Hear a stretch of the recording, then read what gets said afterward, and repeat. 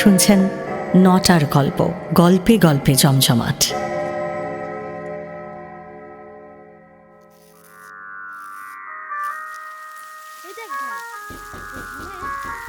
কে কেটে গেল যে? ওই আবার কে এসেছে দেখো, আদিক্ষেতা করতে। আর পারি না, একই গরম, তার আস্তে আস্তে উপর শুনতে পাবে যে। আসছি। বই গেল। কে? ও, মনুদা, কি কপাল! আমি তো ভাবতেই পারছি না গো। যাক, চিনতে পেরেছিস তাহলে? চিনতে পারবো না, কি বলছো? আসলে আসবো আসবো করি, জানিসই তো, আর হয়ে ওঠে না। যাক, এসো এসো, ভেতরে এসো। হ্যাঁ হ্যাঁ, চ ভেতরে যাই। নেহাত কদিন ধরে জ্যোতি খুব বলছিল। কে কে বলছিল? আরে জ্যোতি রে, জ্যোতি তোদের ইয়ারেই তো ছিল, ফিলোসফি ব্যাচ, ব্যারাকপুর।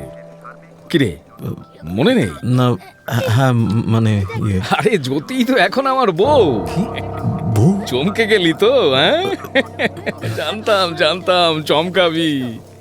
জ্যোতির কথায় চমকাবি না তা আবার হয় নাকি? আমি একটু আসছি। হ্যাঁ হ্যাঁ, আরামসে আরামসে।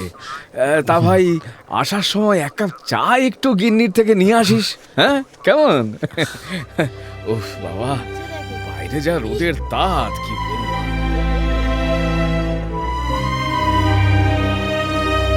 শুনছেন সুলেখা সান্যালের লেখা গল্প ভাঙা ঘরের কাব্য। বহু বছর পরে সুমন্তর কলেজের অধ্যাপক মন্মথ বিশ্বাস এসেছেন তাদের বাড়িতে। কলেজে সবাই তাকে মনুদা বলে ডাকত।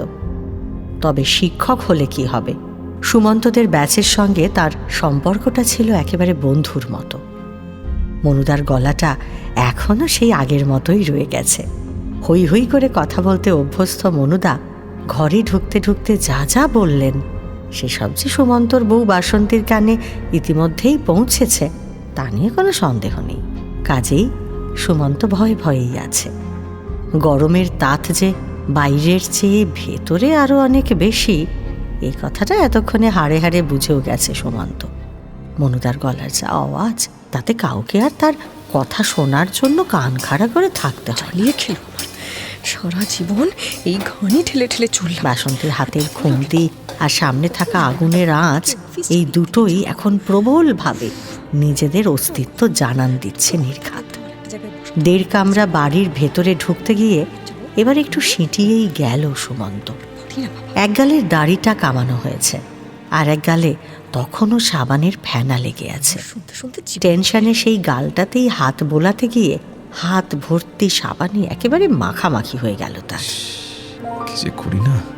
সুমন্তদের বাড়িতে কেউ এলে এই হয়েছে মুশকিল, যে ঘরটায় তাদের খাওয়া, শোয়া, বসা, দাঁড়ানো, সকালের দিকে সেই ঘরে কাউকে বসানোই যায় না। ঘরের মধ্যে তোলা উনুনে রান্না করে বাসন্তী। আগুনের হলকায় আর ঘরের গরমে এমনিতেই সে ব্যতিব্যস্ত হয়ে থাকে। তার উপর ঘরের মধ্যে যদি বাইরের লোক এনে ঢোকায় তো আর রক্ষে নেই। সেবার অখিলকে ঘরে এনে বসানোর ঘটনাটা এখনো ভোলেনি সুমন্ত।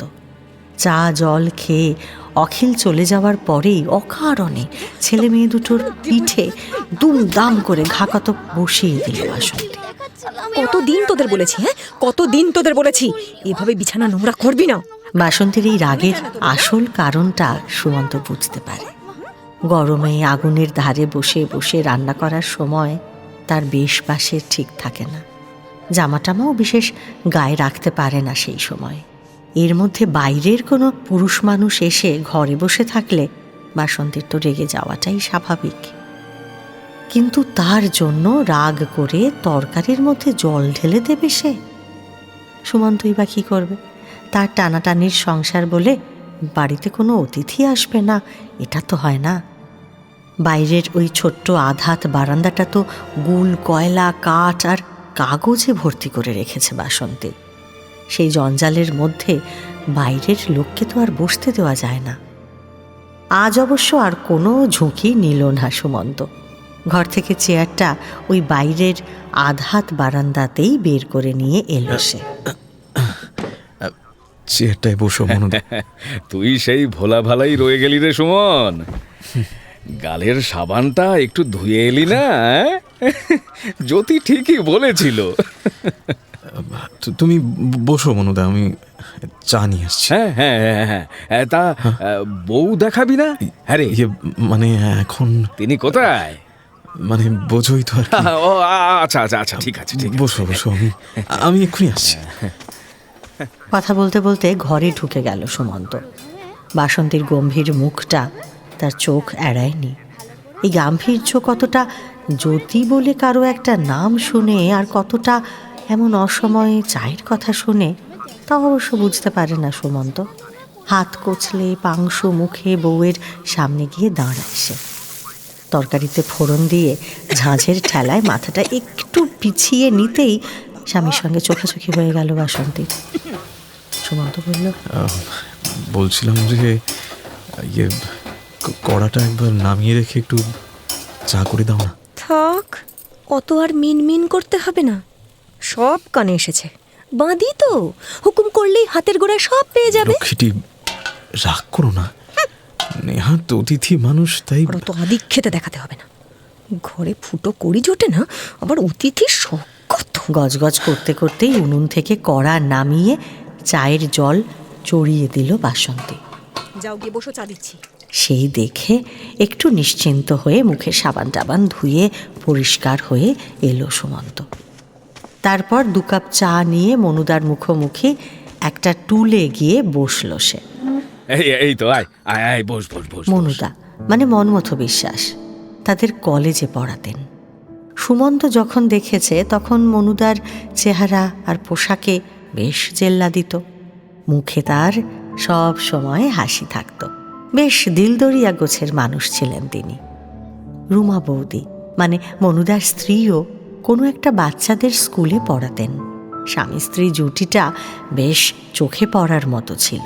পাড়ার লোকে বলতো কোনোদিনও নাকি তাদের মধ্যে ঝগড়া হয়নি। দুজনে দুজনকে নিয়ে এতই ডগমগ থাকতেন যে লোকের চোখ টাটাতো। আজ এত বছর পরে সেই মনুদার হাড় বের করা চেহারাটা দেখে একেবারে হাঁ হয়ে গিয়েছিল সুমন্ত। আর তার উপর জ্যোতির কথাটা যেন ভেতর থেকে তাকে একেবারে কুড়ে কুড়ে খাচ্ছে। মনের ভেতরে প্রবল আলোড়ন, কিছুতেই হিসেব মেলাতে পারছে না সে। মুখোমুখি বসে একটু ইতস্তত করে শেষ পর্যন্ত জিজ্ঞাসা করেই ফেলল সুমন্ত, আচ্ছা, আপনার চেহারাটা এত খারাপ হয়ে গেল কি করে? তা তুইও বা এমন কি ভালো আছিস শুনি? এদেশে এমন চেহারাই মানানসই, বুঝলি হে ডিগ্রি কুমার। তোর ডিগ্রি সুমন্ত রেজাল্টগুলো সত্যিই বাঁধিয়ে রাখার মতো। এই বাজারে MA পাস সে, তাও আবার নম্বরের বহরটা কিছু কম নয়।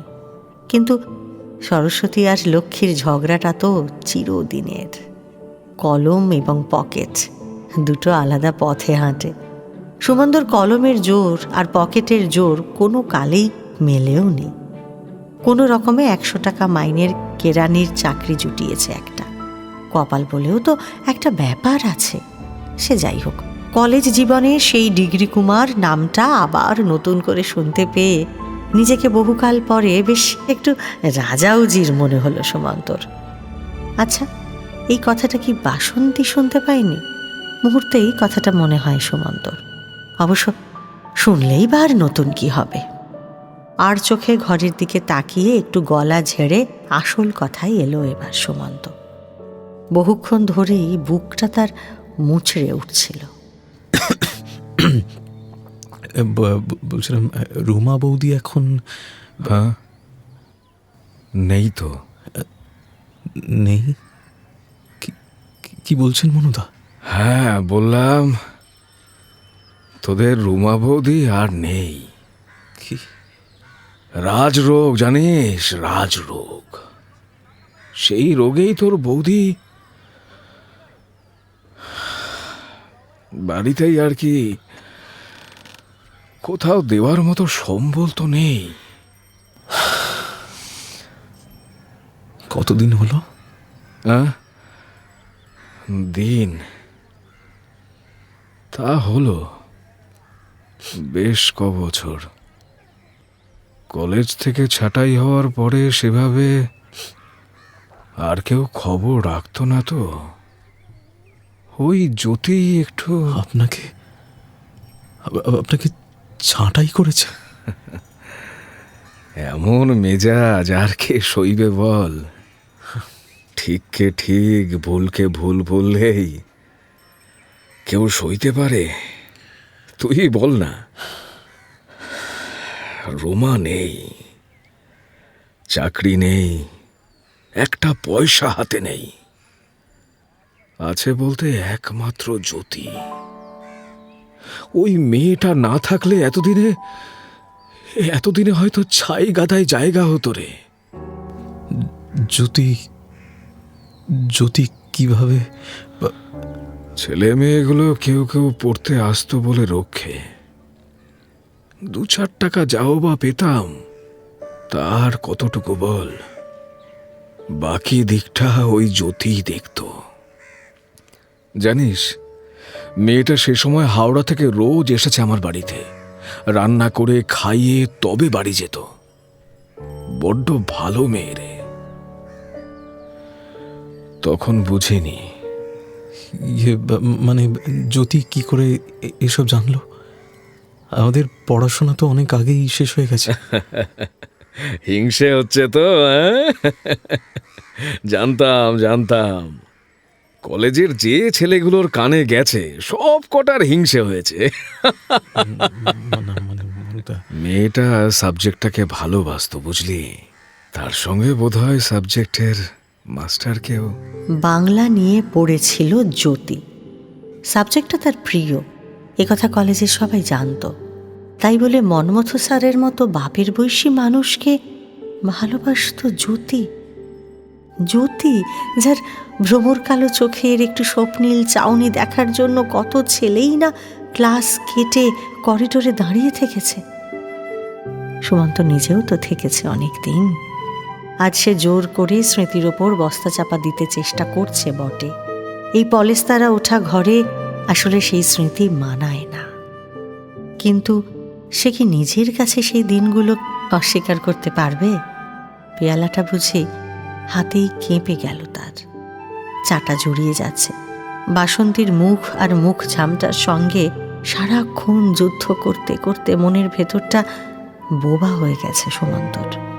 সেই নিরেট মনটাকে নড়িয়ে কতকাল পরে একটু বাতাস এসে লেগেছে। ভেতরটা বড্ড এলোমেলো হয়ে যাচ্ছে। কলেজের দরজাটাকে আবার দেখতে পাচ্ছে সুমন্ত। কিরে অরুণ, ক্লাসে যাবি না? হ্যাঁ, একা একাই সব মধু খেয়ে যাবে বলে ঠিক করেছো। তা কি হয় বেরাদার? একটু তো দিয়ে খেতে হয়, শেখনি? মানে হ্যাঁ, তুমিও যার আশায় চাতক, আমিও তারই আশায় তীর্থের কাক। কত আর ডুবে ডুবে জল খাবে বাবা? চোখের জ্যোতি না আমারও কিছু কম নেই। হ্যাঁ অরুণ, এটা বড্ড বাড়াবাড়ি হয়ে যাচ্ছে। একজন ভদ্রমহিলা সম্পর্কে এসব কথা বলতে তোর লজ্জা করে না? ভদ্রমহিলা? ঠাকুর ঘরে কে? আমি তো কলা খাইনি। অরুণ, তোর আসপদ্দা কিন্তু সীমা ছাড়িয়েছে। তুই ক্লাসে যাবি নাকি প্রিন্সিপাল স্যারকে আমি বলবো? আরে যাচ্ছি রে বাবা, যাচ্ছি। উফ, সবই তো এই বাচ্চাদের মতো নালিশ করিস কেন রে? এই কলেজে বুঝি আমি একাই? প্রিন্সিপাল স্যার দেখাচ্ছে। এই শোন, তোর রেজাল্ট না হয় ভালো, তা বলে এত গুমর কিসের বুঝি না। প্রিন্সিপাল দেখাচ্ছে। অরুণের চলে যাওয়া দেখতে দেখতে সেদিনও দীর্ঘশ্বাস ফেলেছিল সুমন্ত। আজও সেই দৃশ্যটা মনে পড়ার পরে বুক ঠেলে সেই দীর্ঘশ্বাসই বেরিয়ে এলো। সত্যি কতকাল পরে বাস্তবটাকে একটু ভুলতে পেরেছে সুমন্ত। তার নিজেরই বেশ আশ্চর্য মনে হলো। তাহলে এখনো কি তার মনটা একেবারে মরে যায়নি? দুটো রোগা ছেলে মেয়ে, টালি ফুটো হয়ে জল পড়া, বউয়ের কাপড়ের তাপ্পি, গয়লার কাছে দুধের ধার আর নিত্যদিনের অফিস টাইমের গুঁতোগুতি সত্ত্বেও এখনো মনের তলানি কিছুটা হলেও বাকি আছে। তাহলে বুক ঠেলে অজান্তেই দীর্ঘশ্বাসটা বেরিয়ে এলো সুমন্তর। আর এই দীর্ঘশ্বাস মনুদার কান এড়ায়নি।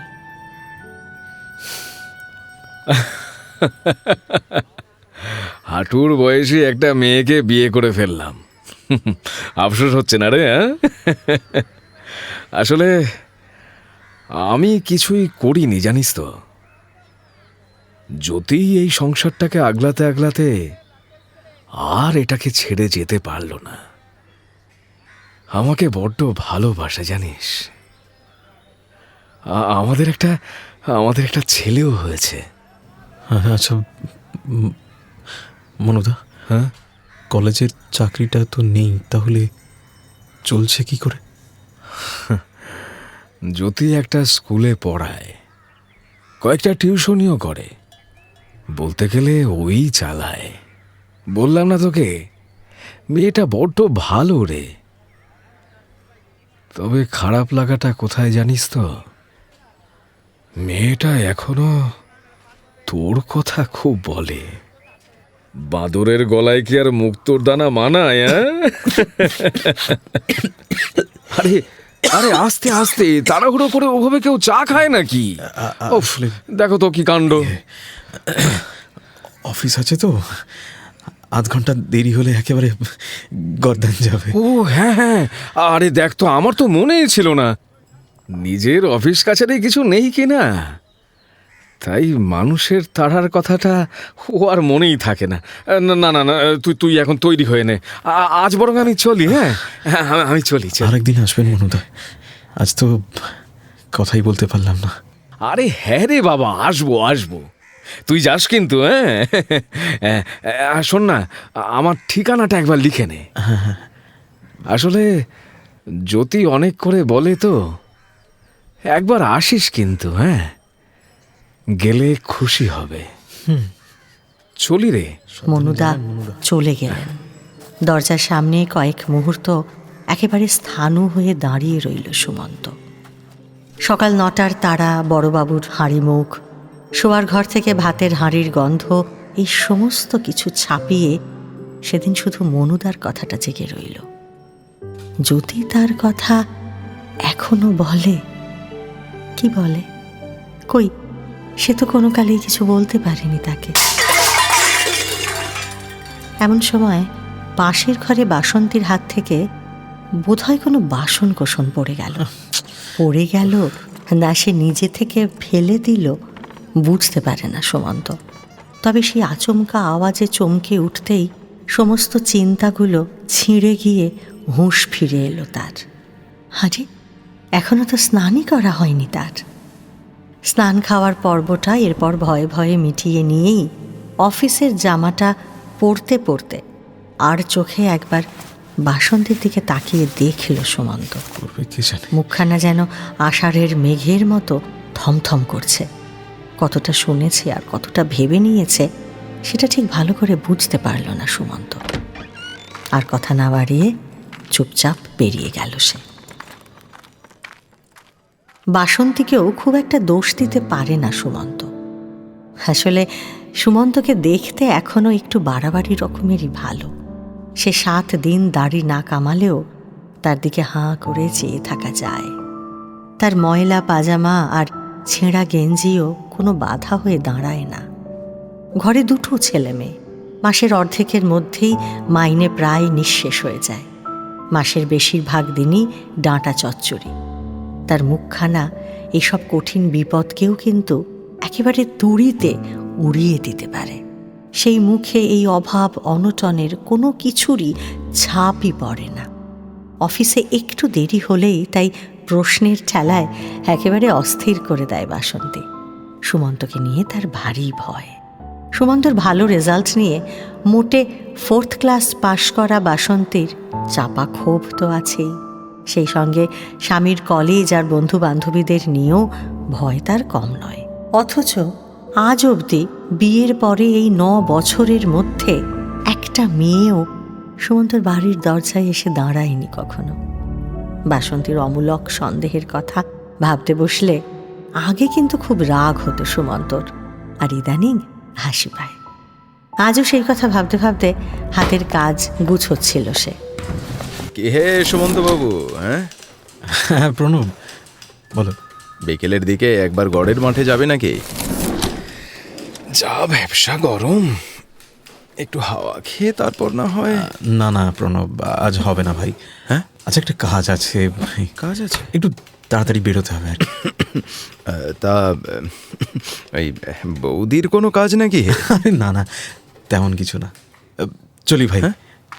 ও, চললে?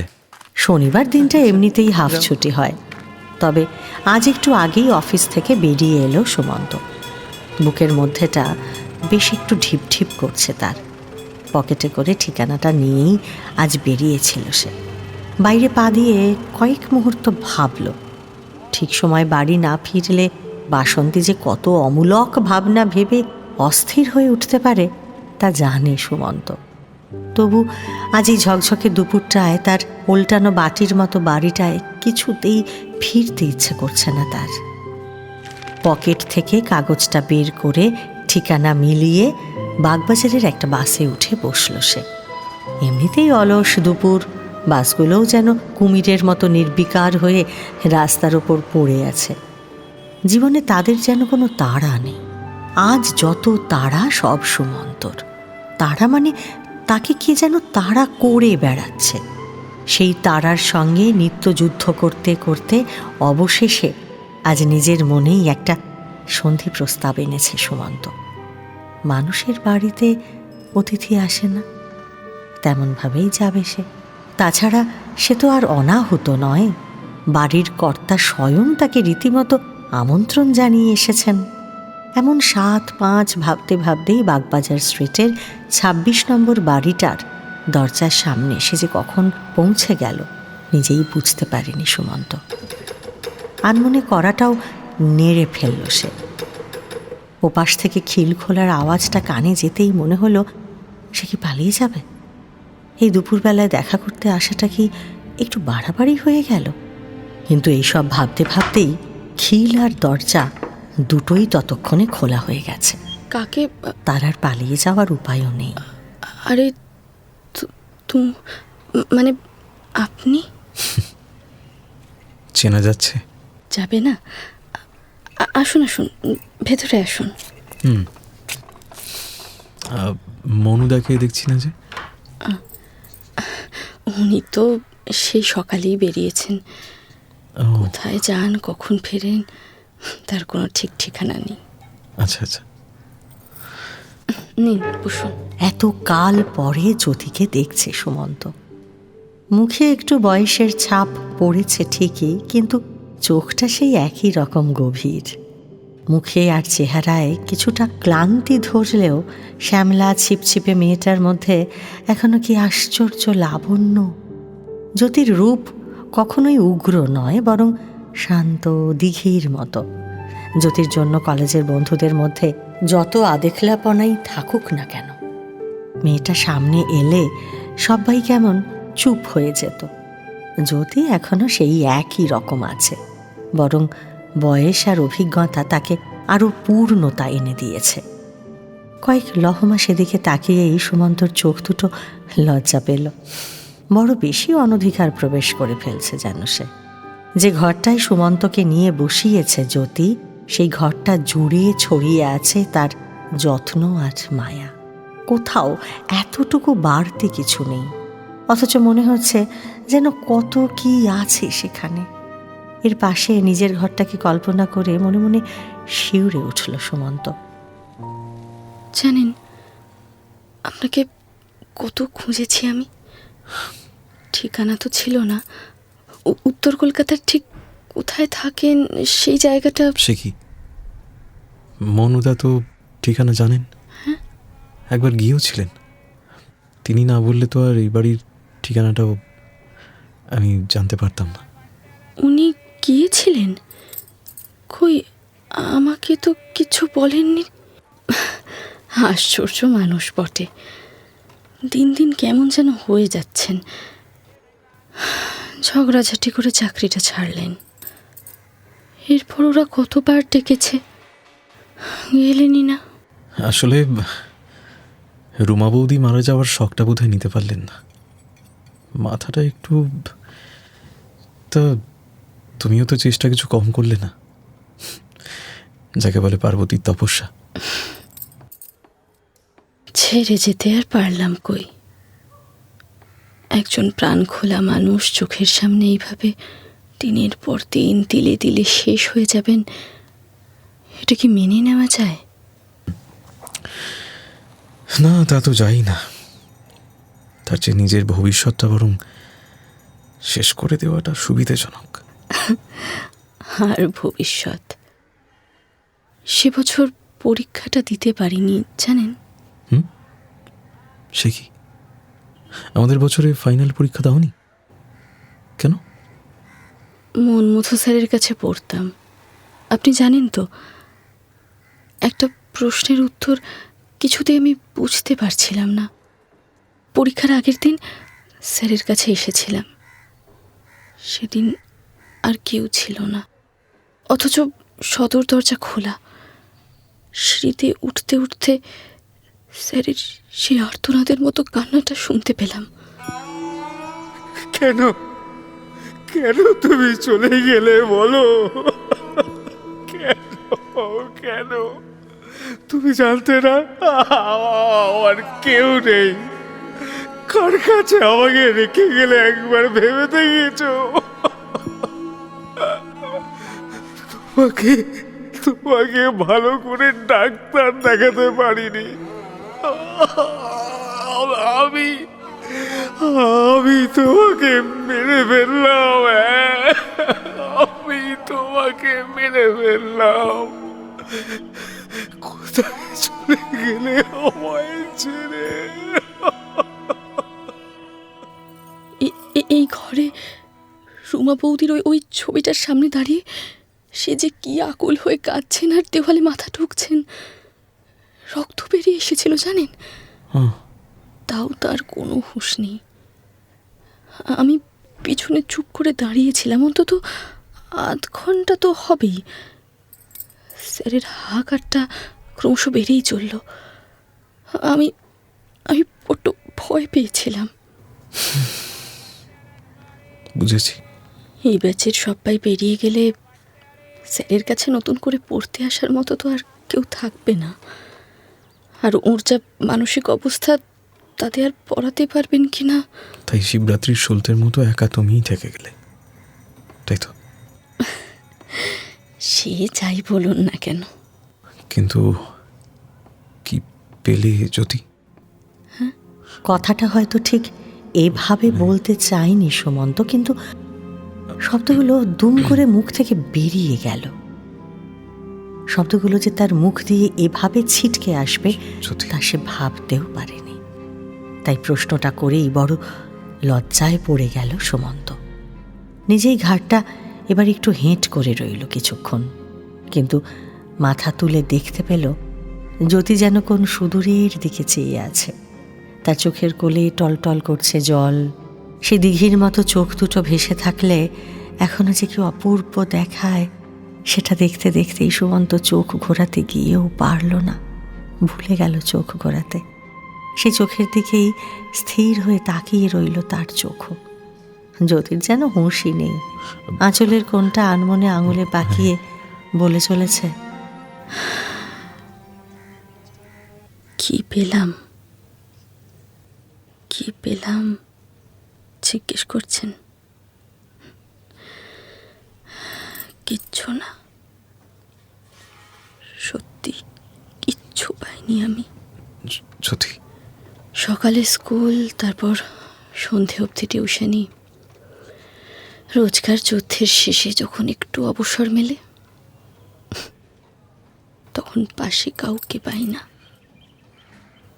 কাউকে না। বাবা তো আগেই নেই, মা থেকেও নেই। আর বন্ধুরা, আমাদের বিয়েটার পরে সবাই কেমন যেন এড়িয়ে চলে। আর মনুদা? কোনো কিছুতেই তার কিচ্ছু যায় আসে না। আমি না ফিরলেও কিচ্ছু জিজ্ঞেস করবেন না, ফিরলেও তাকিয়ে দেখবেন না, ভুল করলেও বকবেন না, ঠিক করলেও তারিফ করবেন না। বাড়ির আসবাব দেখেছেন, আর তুমি কি না তার জন্যেই? অথচ এমনটা কিন্তু ছিলেন না জানেন। আপনি নিজেই তো দেখেছেন, রুমা বৌদি যখন ছিলেন ওদের ভাব ভালোবাসার কথাগুলো তো লোকের মুখে মুখে ফিরত। আপনি জানেন না? জানি, আর এও জানি যে তুমি কখনো রুমা বৌদি হতে পারবে না। কেন জানো? কেন? কারণ রুমা বৌদি শুধুই মনুদার মুখাপেক্ষী ছিলেন, স্বামী যাহা বলবেন তাই। তুমি তো তা নও জ্যোতি। তুমি চাকরি করো, তোমার একটা স্বাধীন সত্তা আছে, বাইরের জগৎ আছে। ব্যক্তি স্বাধীনতাটা ফেলে দাও, দেখো মনুদাও ফিরে যাইবেন। কিন্তু সেই জগতের সবটাই তো উনি।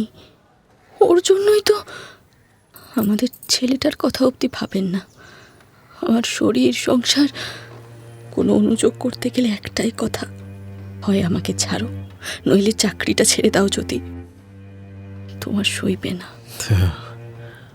কোনটা ছাড়বে বলে ভাবছো? চাকরি ছাড়লে খাবো কি? ছেলেটাকে আর ওকেও বা কি খাওয়াবো? অগত্যা তাহলে ওকেই ছাড়বে কিনা ভেবে দেখো। অবশ্য তোমাকে কিন্তু ভালোবাসেন, এটা সত্যি। মানে নিজেই বলেছেন আর কি। ও বাবা, কত দেরি হয়ে গেল দেখছো। আজ উঠি, আমার একদিন আসা যাবে। মা, এখনই চলে যাবেন? চাটা কিছুই তো আর হলো না, একটু বসুন না, এক্ষুনি হয়ে যাবে। অত আপ্যায়ন করতে হবে না, আমি বরং যাই। যে কীর্তি তুমি করেছো সেটা না করলে কি আর 4th ক্লাস পাস সন্দেহবাতিকুলা বউ নিয়ে আমাকে জীবন কাটাতে হতো? আপনার স্ত্রী, ছেলে মেয়ে কটি? কিছুই তো আর খোঁজ নেওয়া হলো না, শুধু নিজের কথাই বলে গেলাম। সেসব না হয় আর একদিন বলা যাবে। এদিকে বিকেল গড়িয়ে গেল যে, মনুদা তো এখন এলেন না। আরে আরেকটু বসে যান না, না, চা করে আনি। আসলে ভাবছিলাম, আমিও ভাবছিলাম মনুদা এলে একসঙ্গে চা খাওয়া যেত, কিন্তু আজকে থাক। না ঠিক তা নয়, মানে ভাবছিলাম যদি একটু বেরোনো যায়। আহা, ও বেরোবে? তাহলে আর চায়ের হাঙ্গামা বাড়িতে করার দরকার কি আছে? রাস্তায় কোথাও খেয়ে নেব। যাও, চটপট রেডি হয়ে এসো। যাও। হ্যাঁ, এক্ষুনি আসছি, একটু দাঁড়ান। জ্যোতি যে এমন একটা প্রস্তাব করে বসবে এ কথা স্বপ্নেও ভাবতে পারেনি সুমন্ত। ঘড়ির কাঁটা এদিকে ক্রমাগত ছুটেই চলেছে। তার বাড়ি ফেরার সময় পেরিয়ে গেছে বহুক্ষণ।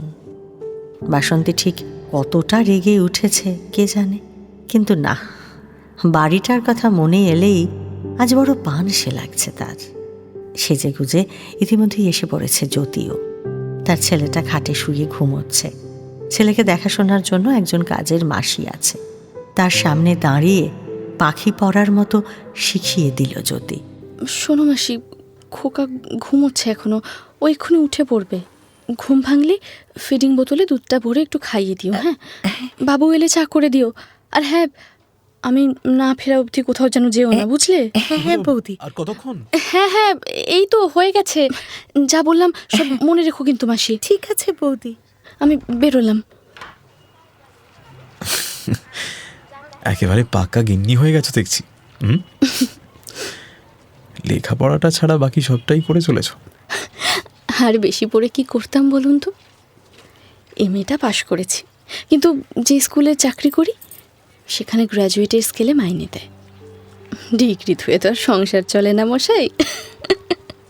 চুপ করে গেল সুমন্ত। সত্যিই তো, তারও তো এক ঝুড়ি নম্বর আর ডিগ্রি আছে, অথচ পকেট। মাসের মাঝামাঝির পরেই একেবারে তা গড়ের মাঠ হয়ে যায়। ডিগ্রি দিয়ে জীবনের কটা সুখী বাসে কিনতে পেরেছে। জ্যোতি তো তবু নিজের ঘরটাকে ছবির মতো গুছিয়ে রেখেছে, কিন্তু তার ঘর, সেখানে জ্যোতিকে নিয়ে গিয়ে সে তো বসাতেই পারবে না। ঝোঁকের মাথায় বাইরে বেরিয়ে এসে জ্যোতিও একটু চুপচাপ হয়ে গেছে। মেয়েটা বোধহয় অস্বস্তিতে পড়ে গেছে। বহুদিন পরে মনটা একটু হালকা করার লোভটা হয়তো সামলাতে পারেনি। কিন্তু দিনগুলো যে আর কলেজের দরজায় থেমে নেই সে খেয়ালটা নিশ্চয়ই ছিল না। বাসস্ট্যান্ডের দিকে এগোতে এগোতে সুমন্ত বলল, আচ্ছা কোথায় যাওয়া যায় বলো তো? তা তো ঠিক জানি না, কোথাও একটা গেলেই হলো। কলেজ থেকে দল বেঁধে একবার আউটরাম ঘাটে গিয়েছিলাম, মনে পড়ে? সেখানে বসে হেড়ে গলায় গান ধরেছিল প্রশান্ত। তারপরেই কালবৈশাখী ঝড়টা যা উঠলো না। হ্যাঁ সত্যি, মনে পড়ে তো? ভুলেই গেছিলাম। চলো তাহলে ওখানেই যাওয়া যাক। হ্যাঁ এরে খিদে পেয়ে গেল যে। বাড়িতে কত করে বললাম একটু চাটা। আরে না না, ওই যে আপনি আগে মার্কা এক্সট্রা সম্মানগুলো এতক্ষণ ধরে বদ হজম হচ্ছিল, এবার সোজা পথে এসেছে, তাই চট করে হজমটা হয়ে গেল। সত্যি তুমি পারো বটে। চলো চলো। আউটরাম ঘাটের ওপারটায় বেশ নিস্তব্ধ।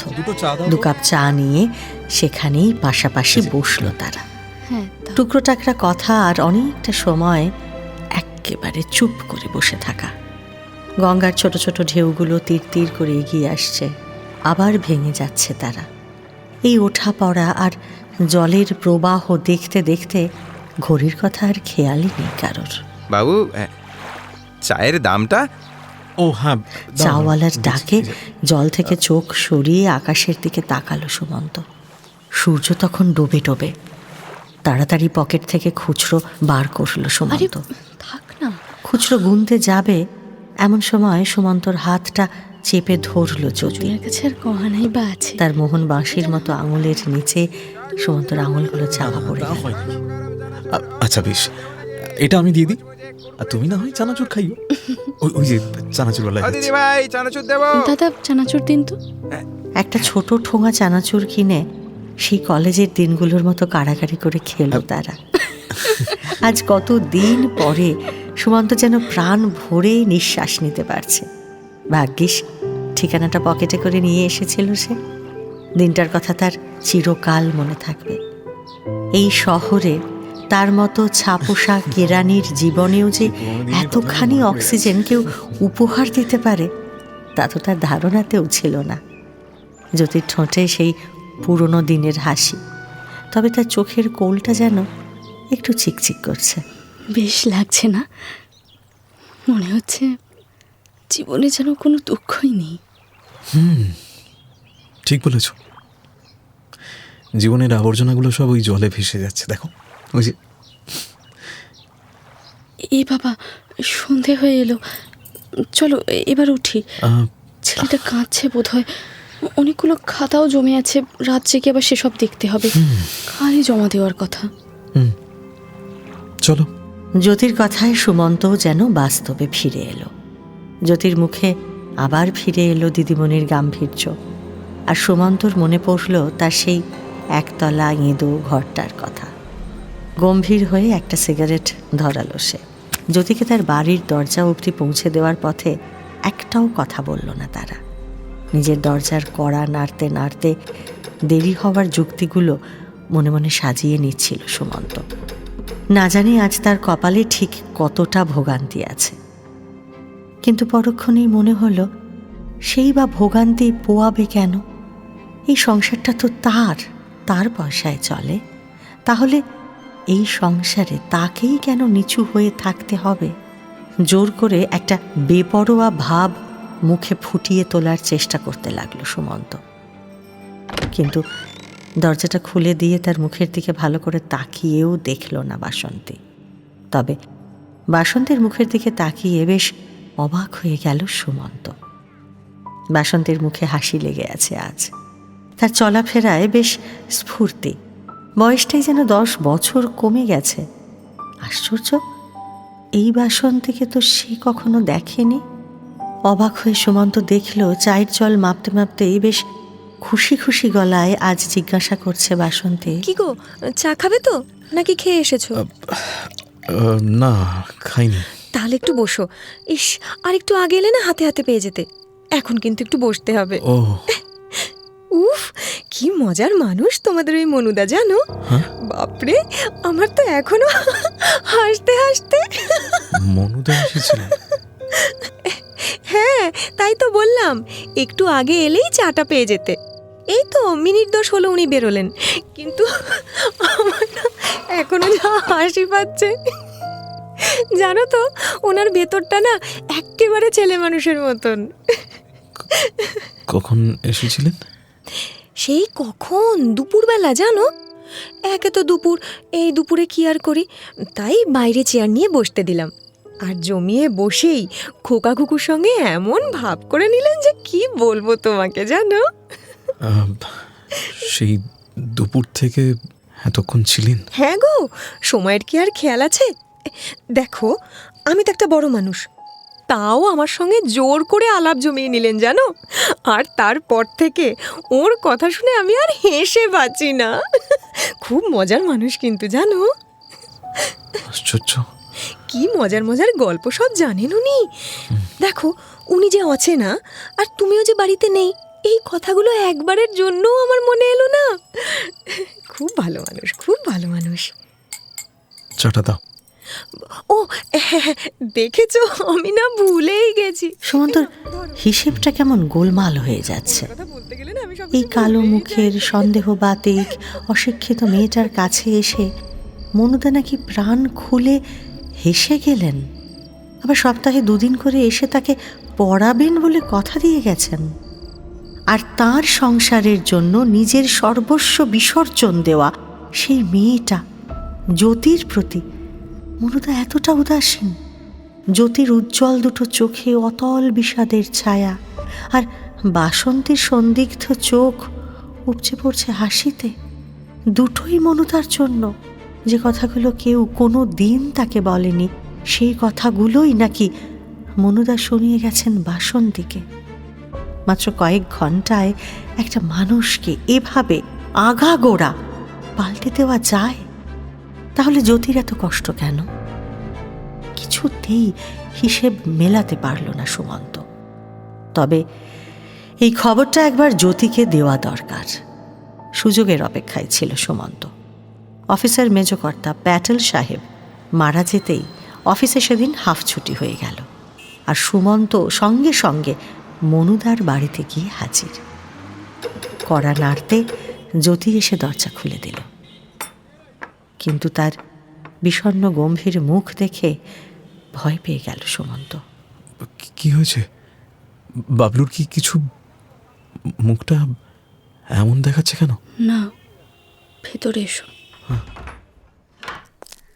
শুনছো? হ্যাঁ, তোমার সঙ্গে দেখা করতে এসেছেন সুমন্ত বাবু। আরে এসো সুমন্ত, এসো এসো ও, এসো এসো এসো। মনুদা আছেন তাহলে? ভাবলাম দেখাই হলো না বুঝি। ভাগ্যিস ওই প্যাটেল সাহেব পাটে বসেছেন আজ। যাক যাক, বেশ করেছো বেশ করেছো। এসো এসো এসো। আপনি সেদিন আমাদের বাড়িতে গেছিলেন, দেখাই হলো না, তাই ভাবছিলাম একবার আসবো, সময়ই আর হচ্ছে না। নেহাত অফিসে ওই প্যাটেল সাহেব আর চলে গেলেন, তাই। তোমাদের প্যাটেল সাহেবের স্বীকৃতি আছে বলতে হবে, নইলে কেউ কি আর উপরে যায়? তা আমারও তো দিন ঘনিয়ে এলো আর কি। আরে, আপনি এখনই ওপরে যাবেন সে কি কথা? প্যাটেল সাহেবের বয়স তো আপনার 14 পুরুষের সমান। কি যাতা ভাবছেন বলুন তো? হ্যাঁ, এই ছেলেটার কি হবে? ছেলে? ছেলের জন্য আমি আর কি করি? যা করার জ্যোতি করে, আর ও তো রইলই। ভয় পেয়ে গেল সুমন্ত। একটা দীর্ঘশ্বাস ফেলে বেশ কিছুক্ষণ নীরব হয়ে বসে রইলেন মনুদা। খানিকক্ষণ এ কথা ও কথা বলার পরে 1 কাপ চা খেয়ে উঠে পড়ল সেদিন সুমন্ত।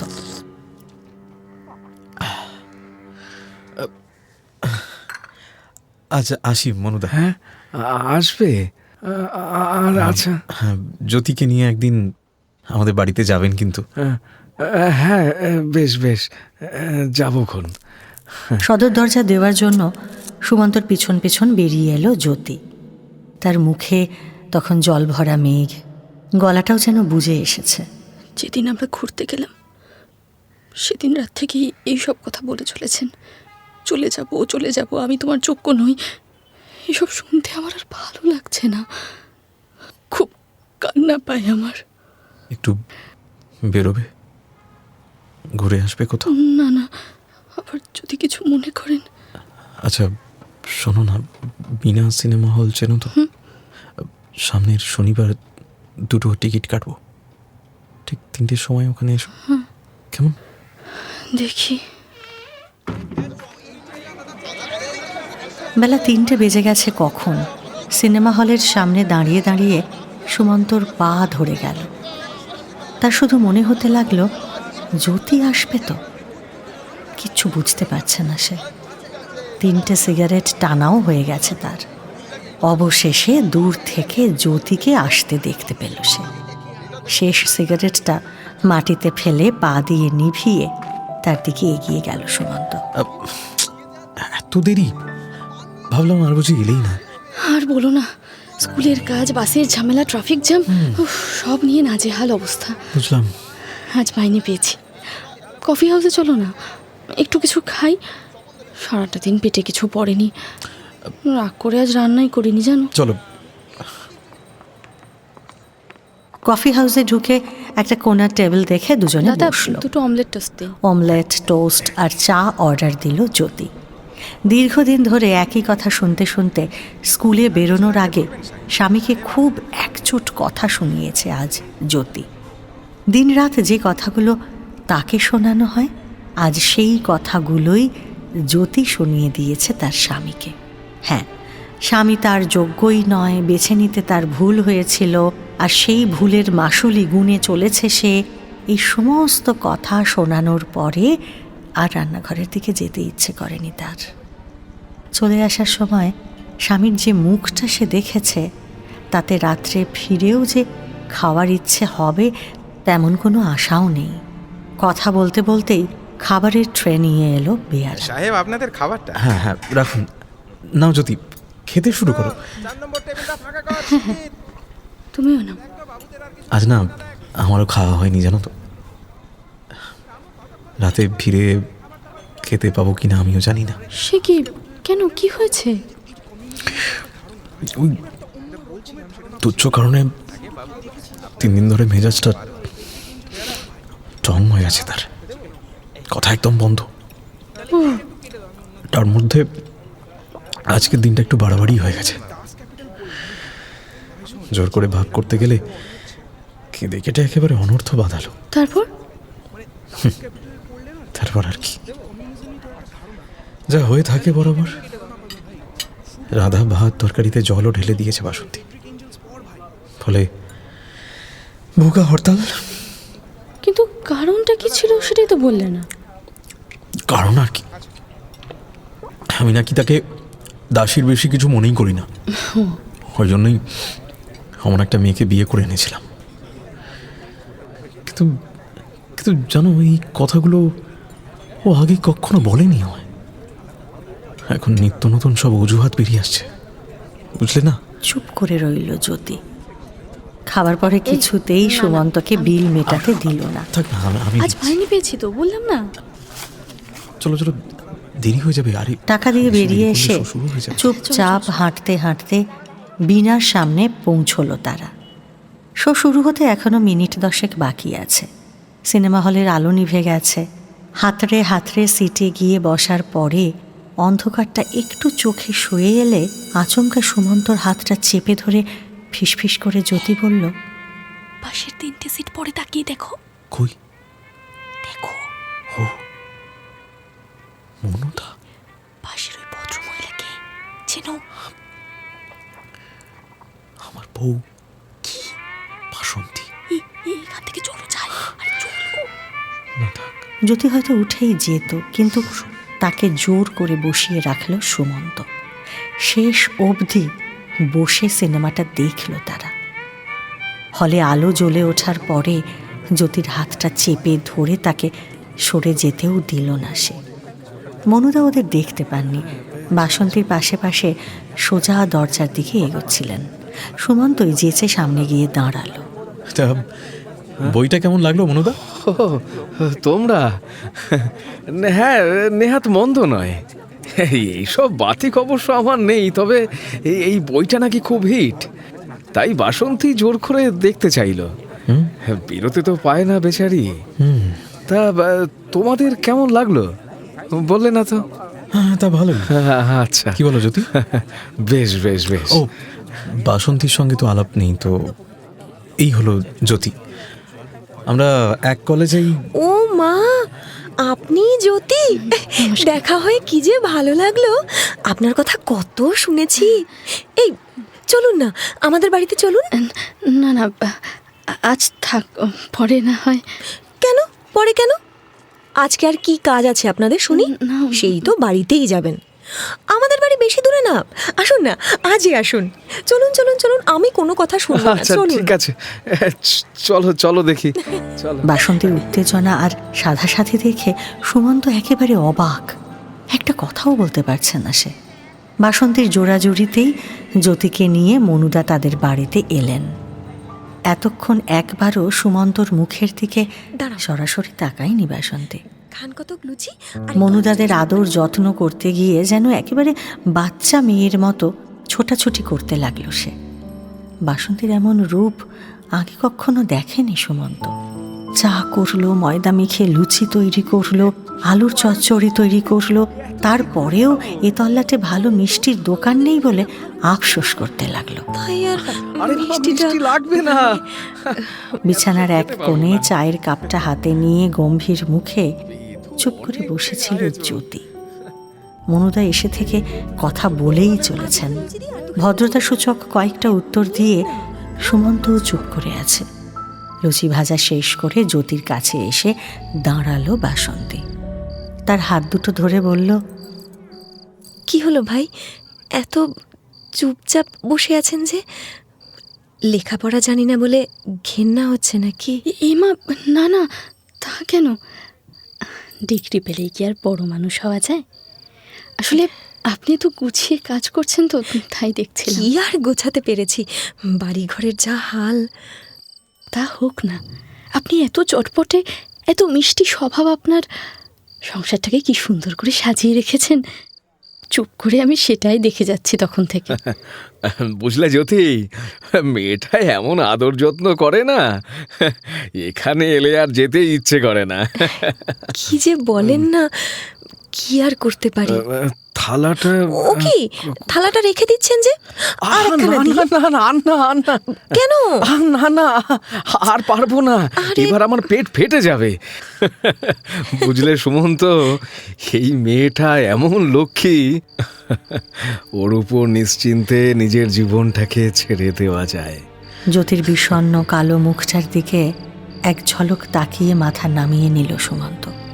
হাত ব্যাগ থেকে ছোট্ট রুমালটা বের করে চোখের কোলে জমে ওঠা কয়েক বিন্দু জল মুছে নিল জ্যোতি। সুমন্তর চোখে পড়ে গেছে বুঝতে পেরে কানের পাশটা অল্প লালও হয়ে উঠল তার। তারপর যেন একটু তড়িঘড়ি উঠে দাঁড়ালো সে। এবার আসি ভাই, অনেক দেরি হয়ে গেল, এবার ফিরতেই হবে। ও মা, এখনই ফিরবেন? কি গো, চলো। আচ্ছা চলো, এবার তাহলে আমরা যাই। আবার আসবেন কিন্তু, নিজের মনে করে চলে আসবেন, কেমন? ভুলবেন না জানো, মনে থাকবে তো? আচ্ছা, আসবো। চলো চলো চলো, এই তোমরা একদিন এসো কিন্তু। হ্যাঁ, মনুদা ফিরে দেখলেও জ্যোতি কিন্তু আর পিছন ফিরে তাকায়নি। বাসন্তী দরজার বাইরে এসে ওদের বিদায় দিয়ে গেল। গলির মোড় অবধি যতক্ষণ দেখা যায় চেয়ে দাঁড়িয়ে রইল সে। তারপর ভেতরে এসে তমাস করে দরজাটা বন্ধ করে সুমন্তর মুখোমুখি দাঁড়ালো সে। চোখ দুটো তার জ্বলছে, কিন্তু স্বরটা একদম ঠান্ডা। একটা সংসার তোমার ঘাড়ে, দুই ছেলেমেয়ের বাপ তুমি, এখনো কলেজি ঢঙে ফুষ্টি নষ্টি করে বেড়াতে লজ্জা করে না তোমার? বাসন্তী, কি বলছো কি? ঠিক করে কথা বলো। এর চেয়ে আর ঠিক করে বলতে পারবো না। সংসার ফেলে বান্ধবীকে নিয়ে অন্ধকারে বসে বসে সিনেমা দেখার শখটা তো খুব আছে তোমার, আর আমি বললেই দোষ, তাই না? ও আচ্ছা আচ্ছা, তুমি অবশ্য আজকাল শিক্ষিত হচ্ছ কি না, তাই গোপন করতে শিখেছ। মনুদার এলেম আছে বলতে হবে। জ্যোতিকে যে ডেকে এনে গালমন্দ করনি এই অনেক। তোমার টিচারকে অনেক ধন্যবাদ। তুমি কিছু একটা বলতে গিয়েও আর কথা বলতে পারল না বাসন্তী। সুমন্তর মুখের দিকে তাকিয়ে মাথা নামিয়ে সরে গেল সে। সেই থেকে একদম চুপ করে গেছে বাসন্তী। খুব শান্ত হয়ে কাজ করে, জোরে কথা বলে না, প্রয়োজনের চেয়ে বেশি একটা শব্দও খরচা করে না সে। বাড়িটাকে কেমন যেন কবরখানা মনে হয় আজকাল সুমন্তর। দম বন্ধ হয়ে আসে তার। অনেকবার ভেবেছে যে জ্যোতির কাছে যাবে, কিন্তু সেদিনের পর থেকে কেমন যেন একটা আড়ষ্টতা ঘিরে ধরেছে তাকে। হয়তো জ্যোতির কাছে আর সহজ হতে পারবে না সে। সেদিন অফিস থেকে একটু তাড়াতাড়ি ফিরে এলো সুমন্ত। দরজাটা ভেজানো দেখে একটু অবাকই হলো, আর ভেতরে ঢুকে দেখল ঘরময় বই খাতা ছড়ানো। তার মাঝখানে বসে খাতায় মুখ গুঁজে কি যেন লিখে চলেছে বাসন্তী। সুমন্তর পায়ের শব্দে মুখ তুলে তাকালো সে। বাবা, এত বই খাতা কোথা থেকে এলো? ও, মনুদা দিয়েছেন বুঝি? হ্যাঁ, তুমি চলে যাওয়ার পর মনুদা এসেছিলেন। কত কি কিনে এনেছেন দেখো। মনুদা তোমাকে শিক্ষিত না করে ছাড়বেন না দেখছি। তা বুড়ো বয়সে 2 ছেলে মেয়ের মা হয়ে এসব করে কি হবে? জ্যোতির মতো তো আর হতে পারবে না। তুমি খুশি হওনি? পাজামাটা আবার কোথায় গেল? ওসব করে মনুদাকে খুশি করতে পারবে, বুঝেছ? আমাকে নয়। তাহলে কি করলে তুমি খুশি হও বলো? লক্ষ্মীর মতো স্বভাব। সার্টিফিকেট। লক্ষ্মীকে নিয়ে আমার চলবে না গো, লক্ষ্মীকে নিয়ে আমার চলবে না। জ্যোতির মতো সংসারের হালটা যদি ধরতে পারতে তাহলে বুঝতাম। আমি সংসারের পাশে থাকি না? থাকো তো উনুনের পাশে, কিন্তু কাল যে রেশন আনার মতো টাকা নেই, এটা তোমাকে বলে কিছু হবে না? তুমি কিছু করতে পারবে। মনুদাকে বলো এবার সেই শিক্ষাটা দিতে। ও, আর কিছু? হ্যাঁ, মনুদা এলে বলো নিজের বউটার দিকে একটু ফিরে তাকাতে। কি পেলেন তার মূল্যই তিনি বুঝলেন না। না পেলে হাঁপসে মরতে হতো। এই কথাগুলো আমাকে বলতে পারলে তুমি? যা মুখে এলো বলে দিতে পারলে?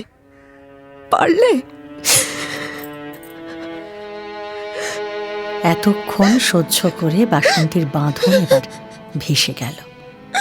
আকুল কান্নায় ভেঙে পড়ল সে। বুকের মধ্যে গুমড়ে ওঠা যন্ত্রণাটা যেন অভিশাপের মতো আছড়ে পড়তে লাগলো। বাসন্তী, তার খোলা চুলের রাশ পিঠের দুপাশে এলিয়ে পড়ল। এক গাদা নতুন আর পুরনো বইয়ের মধ্যে মুখ গুঁজে অসহায়ের মতো কেঁদে যেতে লাগলো বাসন্তী। এই দেখো কি হচ্ছেটা কি? ছেলে মেয়েগুলো দেখছে তো। আরে আরে চুপ করো না। আচ্ছা শোনো শোনো, আমার কথাটা শোনো। থাক, আমার কাছে আর আসতে হবে না। তোমার জ্যোতির কাছেই যাও তুমি। ওই তো তোমার সমস্ত দুঃখ কষ্ট কমিয়ে দিতে পারবে। বাসন্তী, আমি সব বুঝেছি। যাও, চলে যাও। আমি তা বলিনি। আমি তো শুধু তোমাকে নিংড়ে নিতেই জানি। কত সুখে আছি আমি, দেখো কত সুখে আছি। সারা জীবন চাকরানি আর রাঁধুনির বাইরে আমাকে কি মানুষ বলে ভেবেছ কখনো? বাসন্তী, শুনবে তো? আর কি শুনবো? আর কি শুনতে বাকি আছে? পেটে যদি এই ছিল, তাহলে ভুল শুধরে নাওনি কেন? জ্যোতিও ছিল, তুমিও তো ছিলে। আরে ধুর, যা নয় তাই বলে যাবে। শুরু হলে একেবারে রেহাই নেই। সব দরজাটা দড়াম করে টেনে দিয়ে রাস্তায় বেরিয়ে গেল সুমন্ত। বাইরে এসে ঠান্ডা হাওয়ায় দাঁড়িয়ে তার মাথাটা একটু শান্ত হলো। বাসন্তীকে আসলে এভাবে অপমান সে করতে চায়নি, এই কথাটা মনে মনে জানে সে, কিন্তু অনেক দিনের জমা ক্ষোভটা যে এভাবে উপচে উঠবে সেটা সেও বুঝতে পারেনি। এখন কি করবে সুমন্ত? একটু এলোমেলো হেঁটে আসবে? মনে মনে কত কি সব ভাবতে ভাবতে একসময় জ্যোতির বাড়ির দরজাতেই এসে পৌঁছে গেল সে। কিন্তু এটাও তো সে ভাবেনি। যন্ত্রের মতো কড়াও নেড়ে ফেলল। জ্যোতিদের কাজের মাসি এসে দরজাটা খুলে দিয়ে চলে গেল।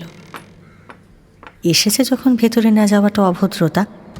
দরজাটা বন্ধ করে ভেতরের সিঁড়ির কাছে এসে দাঁড়িয়ে মনুদা আর জ্যোতির গলা শুনতে পেল সুমন্ত। কথা কাটাকাটির আওয়াজটা ভেতরের ঘর থেকে ভেসে আসছে। ঘর সংসার সব চুলোয় গেল, ছেলেটা একটুও যত্ন পায় না। তোমার এই 80 টাকার চাকরিটা কি না করলে আর হচ্ছে না? হ্যাঁ, এই তো সবে একটা স্কুলে পড়াতে ঢুকেছ, কোন দিন দেখবো এটাও ছেড়ে দিয়ে চলে আসবে। তখন আমার চাকরি আর টিউশন ছাড়া চলবে ভেবেছো? আচ্ছা বলো তো সত্যি করে, তোমার কি আমার উপর কোনো ভরসা নেই? না, নেই। কি? আগে নিজের মেজাজ সামলাও, তারপরে ভরসা করবো কিনা ভাববো। এতদিন কে চালিয়েছে শুনি? চাকরি তুমিও করো, আমিও করি, আমারটাই দোষের হয়ে গেল। হ্যাঁ, ঠিক ঠিক ঠিক, ঠিকই বলছো তুমি। চাকরির দোহাই দিয়ে তো সুমন্তর সঙ্গে এখানে ওখানে মিট করা যায়, সিনেমা দেখা যায়। জীবনের সবচেয়ে বড় ভুলটার প্রায়শ্চিত্ত করছো তো। সে কথা কি আমি জানি না? সব জানি। কি বলছো কি তুমি? হ্যাঁ, ওটা একটা রাস্কেল। নিজের বউটাকে চাকরানির অধম করে রেখে দিয়ে চাকুরে মেয়ের সঙ্গে সিনেমা থিয়েটার দেখে বেড়াচ্ছে। হ্যাঁ, ছি ছি ছি, ভাবতেও কেমন লাগে আমার। ছি, ছি, ছি, ছি, ছি। এত নিচে নেমে গেছো তুমি? সে এই কথাগুলো বলতে পারলে আমাকে? না না, আর এক মুহূর্ত এখানে থাকবো না আমি, এক মুহূর্ত না, চলে যাবো। হাত ব্যাগটা কাঁধে নিয়ে তীরের মতো ছিটকে বাইরে আসতে গিয়েই একেবারে সুমন্তর মুখোমুখি হয়ে গেল জ্যোতি। পাংশু মুখে দাঁড়িয়ে আছে সুমন্ত। তুমি জ্যোতি তার দিকে চেয়ে স্তব্ধ হয়ে দাঁড়িয়ে রইল কয়েক মুহূর্ত। কান্নাটা আর আটকাতে পারল না সে। সুমন্তর দিকে তাকিয়ে ঝরঝর করে কেঁদে ফেলল জ্যোতি। শুনলে তো সব? আমার স্বামী আমার খেয়াল রাখেন না বলে দুঃখ করছিলাম না, এখন তিনি আমার কতটা খেয়াল রাখেন দেখছো নিশ্চয়ই। হ্যাঁ, জ্যোতি, এবার খুশি মনে ফিরে যাও। আর এখানে দাঁড়িয়ে থেকে কি হবে? কথাগুলো শুনতে কি খুব ভালো লাগছে তোমার? হ্যাঁ, কি ভালো লাগছে? জ্যোতির দিকে একবার তাকিয়ে মাথা নিচু করে সে বাড়ি থেকে বেরিয়ে গেল সুমন্ত। সিঁড়ির মুখ থেকে ঘরে ঢুকে এসে জোর করে স্বামীর হাত ধরে টেনে তুমি ওদিকে যাও। জানলার সামনে গিয়ে চলো। দাঁড় করালো জ্যোতি। সুমন্ত চলে যাচ্ছে, সেদিকে তাকিয়ে চুপ করে দাঁড়িয়ে রইল জ্যোতিও। তার হাত ছাড়িয়ে আলনায় ঝোলানো পাঞ্জাবিটার দিকে হাত বাড়ালেন মনুদা। ও কি, কোথায় যাচ্ছ তুমি? ওই তো সুমন্ত চলে যাচ্ছে, দেখছো না? দরজায় এসে ফিরে যাবে ছেলেটা। আমি বরং ওকে নিয়ে আসি। না, তুমি যাবে না। যাব না? আমাদের কি পরিচয়টাও পেল সেটা ভেবে দেখেছো? আচ্ছা আচ্ছা বলো তো, এক্ষুনি ভুলের প্রায়শ্চিত্ত করতে পারি। হাত ছাড়ো জ্যোতি, হাত ছাড়ো। আমি যাব, বললাম না আমি যাব। কোথাও যাবে না তুমি, চুপ করে বসে থাকো। হ্যাঁ, বসবো কেন? পিঠ দিয়ে দরজা আটকে রাগে কাঁপতে লাগলো জ্যোতি। অসহায়ের মতো মাটির দিকে তাকিয়ে চুপ করে বসে রইলেন মনুদা। আর যন্ত্রের মতো নিজের ঘরের দরজার সামনে ফিরে এলো সুমন্ত। যেমন ভেজিয়ে রেখে গিয়েছিল দরজাটা ঠিক তেমনই আছে। ঘরে ঢুকতে ঢুকতে সে টের পেল তার মাথা আর গোটা শরীরটা এবার বেশ হালকা লাগছে। ভেতরকার সমস্ত পাথরগুলো বোধহয় ফেরার পথে রাস্তায় পড়ে গেছে। শান্ত পায়ে ভেতরে এসে বসল সুমন্ত। মেঝের ওপর বইগুলো তেমনই ছড়ানো পড়ে আছে, আর তার পাশেই ধপ করে বসে পড়ল সুমন্ত। বাসন্তী বলল, ভাত দেব না খেয়ে এসেছো? না, খাওয়া হয়নি। এদিকে উঠে এসো। এসো। কাল থেকে আমার কাছে পড়বে বাসন্তী? আমিও ভালো ছাত্র ছিলাম, আমিও পড়াতে পারি। অফিস থেকে তাড়াতাড়ি ফিরে এলে পড়তে বসবে তুমি? বলো না।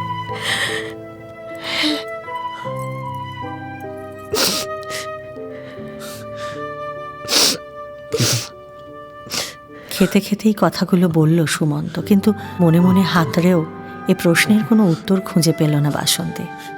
সুমন্তর দিকে তাকিয়ে স্তব্ধ হয়েই রইল বাসন্তী। তার হাতের আঙুলেও ভাতগুলো তখন শুকিয়ে কড়কড়ে হয়ে যাচ্ছে। তাড়াতাড়ি খাবার জায়গা পরিষ্কার করে উঠে পড়ল সে। দুজনে এসে সেই ছড়িয়ে রাখা বই খাতার মধ্যেই আবারও বসল। বাসন্তীর মুখে এখনো কোনো কথা নেই। একরাশ বই খাতার পাশে বসে থাকা এই কাতর চোখের সুমন্তকে এর আগে কখনো দেখেছে কিনা মনে করতে পারছে না বাসন্তী।